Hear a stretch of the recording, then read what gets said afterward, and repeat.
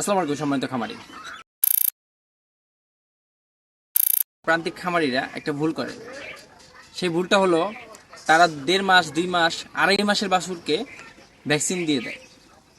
এই 2.5 মাস 1.5 মাস 2 মাস বাছুরকে ভ্যাকসিন দিলে সেটা কোনো কাজে লাগে না। কারণ যদি তার মা ভ্যাকসিনেটেড থাকে তাহলে তার বাছুরও ভ্যাকসিনেটেড থাকবে। বাছুরের শরীরে ম্যাটারনাল অ্যান্টিবডি তৈরি থাকবে। আপনি যখন 1.5 মাস বয়সে বা 2 মাস বয়সে বা 2.5 মাস বয়সে আপনি যখন তাকে ভ্যাকসিন করবেন, সেই ভ্যাকসিনটা তার কোনো কাজে লাগবে না। কারণ ওই ম্যাটারনাল অ্যান্টিবডি বাহিরের যে ভ্যাকসিনটা আসছে সেটা কখনোই গ্রহণ করবে না। সর্বোচ্চ তার বডিতে 5 থেকে 10% অ্যান্টিবডি গ্রো করতে পারে। তার মানে বিষয়টা কি দাঁড়ালো?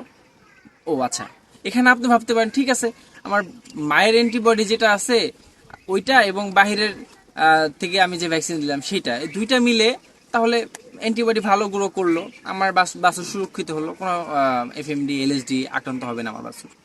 কিন্তু সমস্যাটা হলো ম্যাটারনাল অ্যান্টিবডি আপনার বাছুরকে সাপোর্ট দিবে 3 মাস।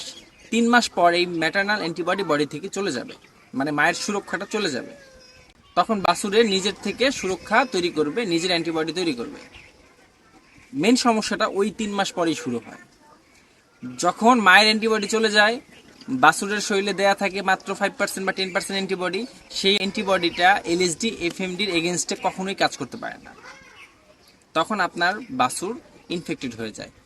আপনি তখন ভাবেন, আমি তো আমার বাছুরকে 1.5-2 মাস আগে ভ্যাকসিন করছি, তাহলে কেন ভ্যাকসিন কাজ করলো না? তাহলে ভ্যাকসিন কোম্পানির দোষ? আসলে ভ্যাকসিন কোম্পানির দোষ না, দোষটা আপনার জানার দোষ। আপনি যদি এই বাছুরটাকে ঠিক 3 মাসের মাথায় আবার ভ্যাকসিন করতেন তাহলে সে আক্রান্ত হতো না।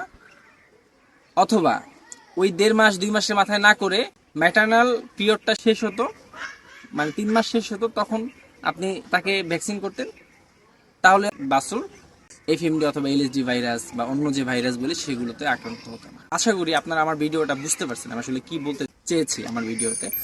যদি ভিডিওটি ভালো লাগে লাইক কমেন্ট শেয়ার করবেন এবং অবশ্যই আমার জন্য দোয়া করবেন।